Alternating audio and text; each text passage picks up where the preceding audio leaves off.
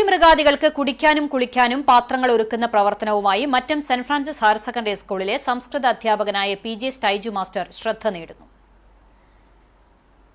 കഴിഞ്ഞ വർഷം തൃശൂർ ജില്ലയിലെ 52ഓളം UP വിദ്യാലയങ്ങളിൽ സ്റ്റൈജുവിന്റെ നേതൃത്വത്തിൽ സൗജന്യമായി പാന സ്നാനപാത്രങ്ങൾ വിതരണം ചെയ്തിരുന്നു.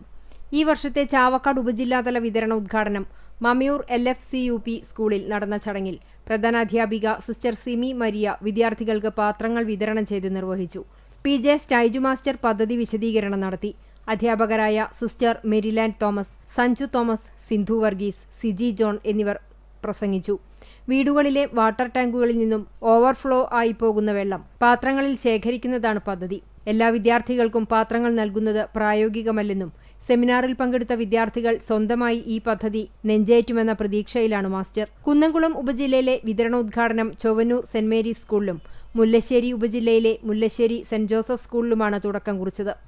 വരും ദിവസങ്ങളിൽ വലപ്പാട് ഉപജില്ലയിലെ സ്കൂളുകളിൽ പാത്രങ്ങൾ വിതരണം ചെയ്യുമെന്ന് മാസ്റ്റർ പറഞ്ഞു.